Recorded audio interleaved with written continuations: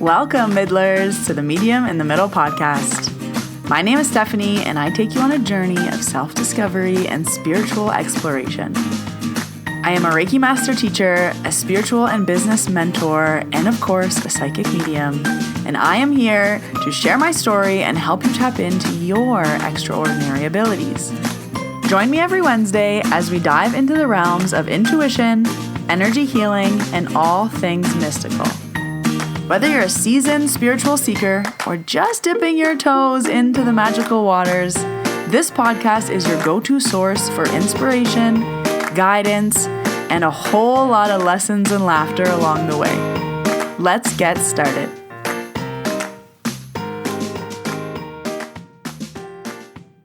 Hello, Middlers. Welcome to episode 290. My name is Stephanie. I am the medium in the middle. Happy New Year. This is the first episode of 2026. And on today's episode, I want to tell you about a card reading that I received last January. So January 2025, I did a card reading for a year in review where they read a card for each month. And the card reading essentially told me that I should worry about 2025. Let me tell you all about it. Wishing you all a happy new year. I am very ready for a fresh new start. I was ready to say goodbye to 2025, and after this episode, you will soon find out why. 2026 is starting off with a bang. I'm really excited to get back into everything. We're starting off strong this weekend with Reiki Level 1. I'm teaching my first course of the year. So January 10th and 11th is my next Reiki Level 1. There is still time to join if you would like to join me. And then Reiki Level 2 is happening January 24th and 25th. February Reiki trainings are also up. So if you are looking to book ahead, Level 1 in February is February 7th and 8th. And Level 2 in February is February 21st and 22nd. As always, all the links you need will be down below in the show notes. The mediumship practice circles are also back. So the first one is happening on January 17th, and there will be more coming. I know that you guys wanted some more evening circles, so I will be working to add those to my calendar. However, I did create for you a free Facebook group where you can arrange your own readings. So in this group, anyone can join. So you can join and say that you want to be a sitter, or you can join as a practicing medium, and you will do all the work. You will find your sitters, you will arrange it, you will do everything, but there are people in there who are willing to be sitters. I have some tips in there if you're a sitter. I have tips for if you're a medium. There are group rules. Only free readings can be done, focusing on mediumship, psychic, and card readings. And it is just a space where we know that people are practicing. We're not testing you. We're not trying to make it hard for you. So it's free to join. You just have to go on my Facebook. You'll find my most recent post has the link to the group. It's called the Medium in the Middle Mediumship Practice Group. And you'll put a comment on if you are open to being a sitter, or if you are a developing medium looking for sitters. You can then connect with people in the group.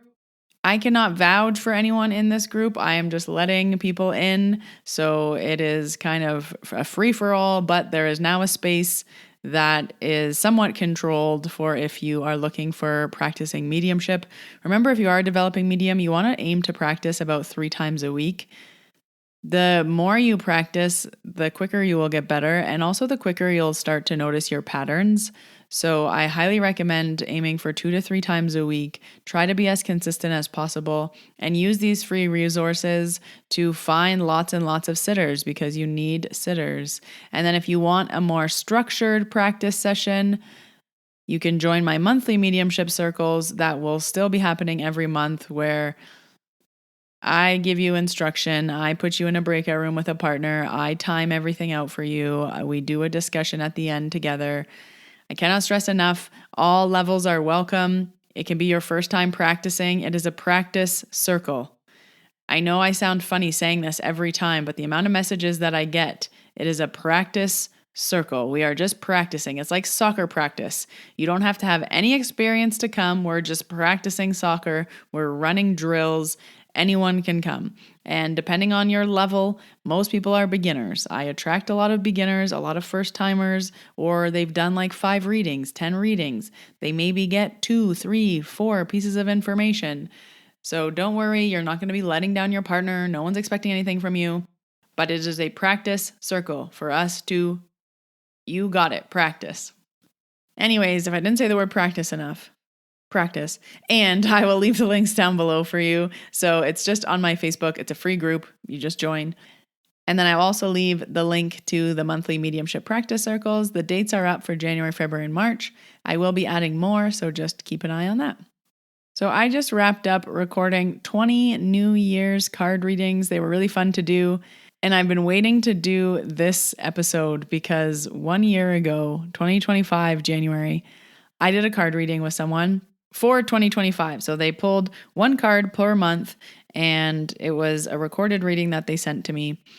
And it pretty much told me that 2025, buckle up. Now, every year I do try to do one type of new reading. I like to do market research. I like to see what's out there. I like to see what other people are doing. I like to get ideas. I like to try things. And this was one of those things. I had never received a card reading before for the whole year. So I was like, you know what? Let me try this out. I like to do a few readings a year, support other people in the industry. And yeah, market research is very important. No matter what industry you're in, you should always be going to other people, going to your, doesn't have to be your competition, but what are other people doing? What are they offering? How much are they charging? What are they delivering? It's nice to know all of these things. So, especially because I was starting to get into cards, I wanted to, try out some card readings for myself from other people. And this was one of them. So I do want to give a very big disclaimer. This card reading from the person was totally fine. She did not tell me that my year was going to be not so great. The cards told me. And because I can read cards, I know what the meanings were. So as she was flipping each card, it was like January, oh no. February, oh no. March, oh no. Every time she flipped a card, I was like, oh, where's my relief coming? And then it didn't as the months went on. So my interpretation of the cards was kind of more of how I knew that this wasn't going to be a great year for me. It wasn't that she said anything negative. She didn't interpret the cards in the same way that I did, but I know myself, I know my energy, and I could pull from the information she was giving to me to, I guess, expect what was coming for me, because the reading left me feeling like womp, womp, womp. Which is a risk when you're doing these things. It's not all rainbows and butterflies. It's not all happy, good, yay. It's real. The cards are going to tell you what you need to hear. And the cards were right for the most part. Not everything was spot on, but it did just kind of give me an overview. So I'll share with you kind of briefly what I expected, and then we'll go into detail. So when I did the reading, it was kind of at the end of January, and she said for January, it was going to be kind of planning, mapping, preparing for the new year ahead. And I was like, yeah, basics, that's what January is. But as I was looking at the cards that she pulled for me, I said, oh, I'm going to meet someone in February, and then we're going to break up in April. And then I'm going to meet someone new in October. And we're going to break up in December. And I'm going to sell my house in May. And I'm going to get sick in July. All of that happened. And my Q4, October, November, December are probably going to be a little bit rough. But something's going to happen in October. And then it's going to end in December. So that was kind of my overview of the reading. And it all happened. So let's talk about it. So to make this also helpful and informative, I'm going to tell you the information that the reader gave me, and then I'm going to tell you how I interpreted it myself. So how did I know that I would be meeting someone in February? It was the Knight of Swords, and the information that she said was, you're going to say yes to things, you're going to go out of your comfort zone, charge ahead, go for it. So this energy of like, yes, moving forward. And I just knew, I'm like, oh, I'm going to meet someone. How did I know it was going to end in April? April was the 10 of Swords, and she said, watch your back. Things are not going your way. You might feel a bit down. There might be a hiccup. And I was like, oh yeah, it's going to end. And it did. Very short-lived. March was the Ace of Pentacles, and it was just about making money, collaborations, those types of things. Kind of a nothing month, and that's what it ended up being. In May, she pulled the Knight of Pentacles and she talked about keys and real estate. And she was talking about like me getting a new space or me buying something. And I purchased a new home in December 2024. So I just had moved in when I received this reading.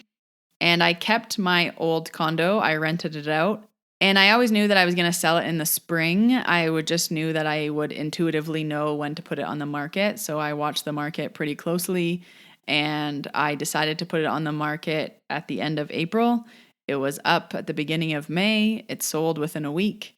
So I knew that I would intuitively know when to put my house up for sale and when it would sell. But the cards said the same thing, just in a different way. But I knew, in May I'm going to sell my house. And in May I sold my house in a week. June was the Page of Pentacles, and she talked about money, money, money, teach me. This ended up being a very big teaching moment. My June was a big learning lesson. But July was interesting. July was the 10 of Cups, and this was about friends and family visiting, taking back, scheduling time off. And I did have scheduled time off in July, and I was like, woohoo, July, time off. I'm going to be smart. I'm going to book time off in the summer. I'm going to plan things. I'm going to live my life. And I ended up getting very ill in July. I couldn't move any of my limbs. I did have visitors. My friend came to visit and my cousin, and they ended up being my caretakers because I couldn't cut my food. I couldn't put my clothes on. I couldn't do anything. I couldn't carry a cup. So I needed them to assist me. All my limbs randomly stopped working. I'll have a whole podcast on that down the road. But yeah, I couldn't move my arms, my hands, my fingers, my knees. I could barely walk. And while the cards didn't say that, just the way that July and August came out, I just knew something was going to happen to slow me down in those months. So July was the 10 of Cups and August was the King of Swords. And then skipping ahead to the fun stuff, going to October, I had 2 different psychics tell me I'll be meeting someone in October. And I actually had one psychic tell me how I would meet this person. That's a whole other podcast on its own. Spoiler, it didn't happen. So all of October, in the back of my head, I was like, okay, it's October 1st. When am I meeting him? Okay, it's October 2nd. When am I meeting him? Okay, it's October 3rd. When am I meeting him? And that was the whole month.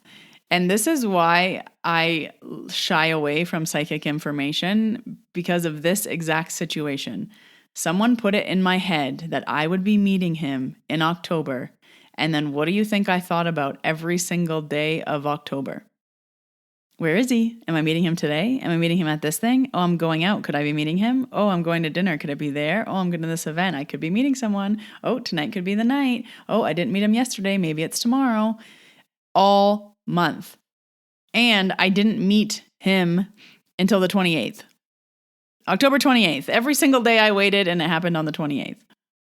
And I hate that about psychic information. I wish I wouldn't have known that. I wish they wouldn't have told me that. It just puts it in the back of your head. Oh, you're going to meet someone in October. Great. Don't tell me those things. I don't want to know. And this is why I really be careful what I say when it comes to psychic information. This is why I don't like getting psychic readings.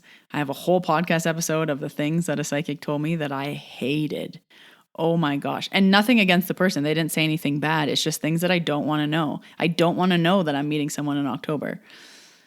Anyways, October 28th came. I met the person and I was like, oh, it's you.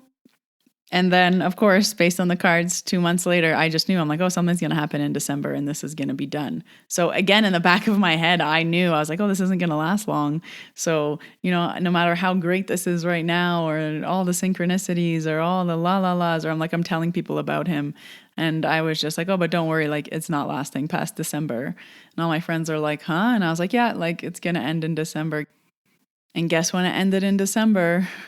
Right around Christmas time. So right around the end of December as well. So all of December, I was just waiting for the shoe to drop. I was just waiting for the thing to happen. I was just waiting for, this is going to end, but when? And this is all to just give a little warning. When you're doing anything spiritual, you are opening yourself up to receive information that you maybe don't want to know. I maybe didn't want to know how my 2025 was going to go.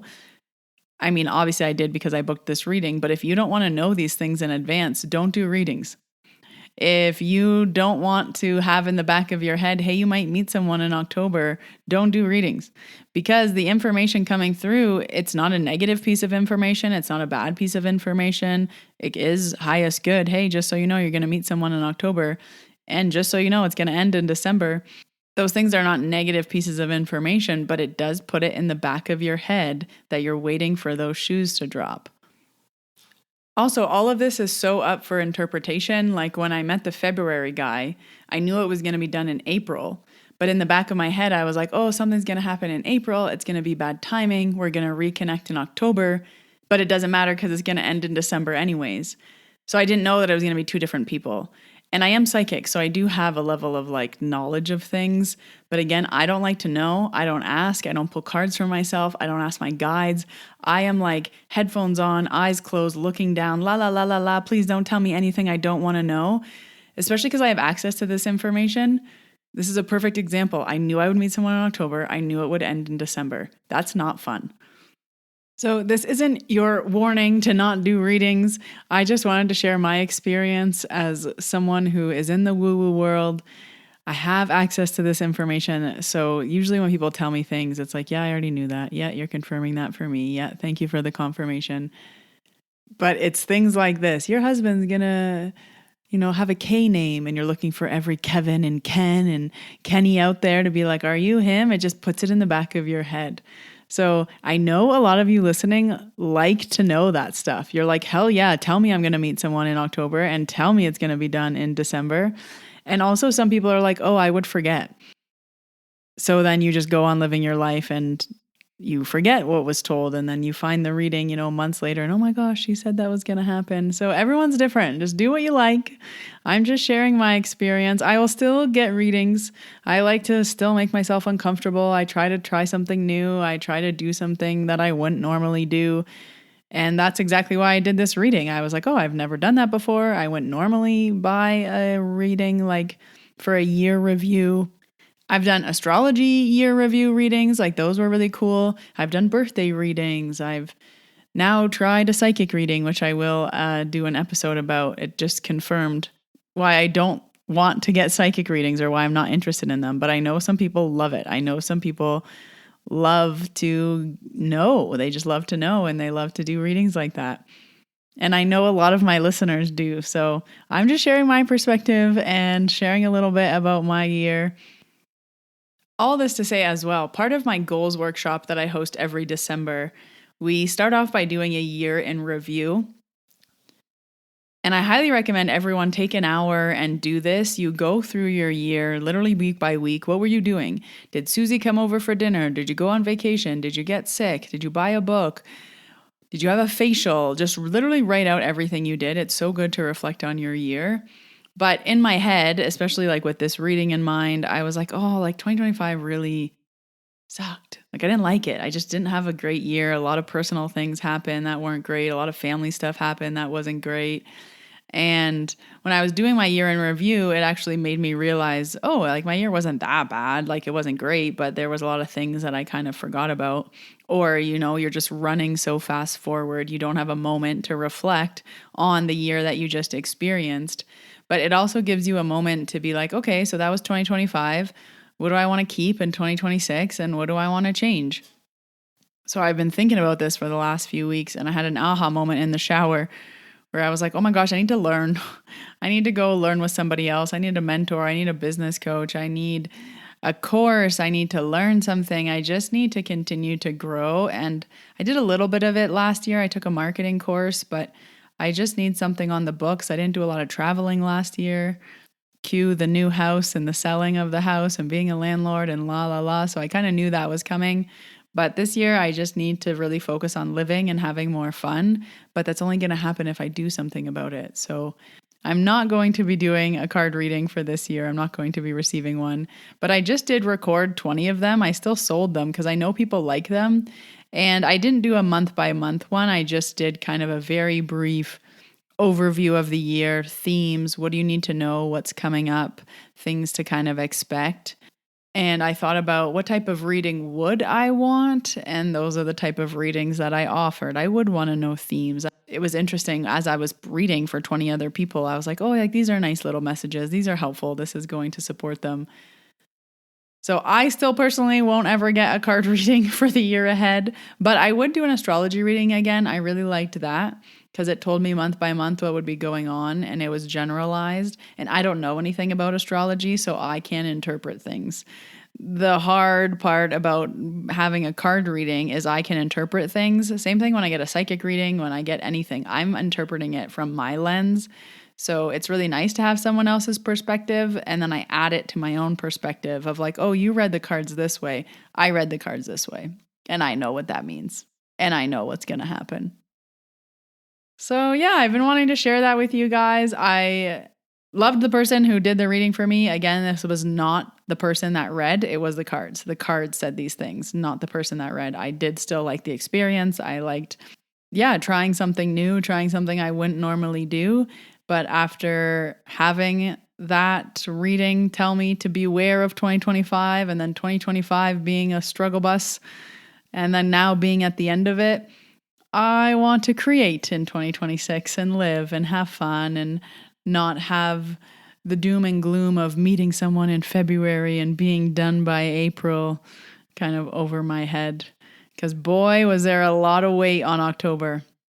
I had just a quick little sneak peek. I had 2 psychics tell me, you're meeting him in October. Just wait for October.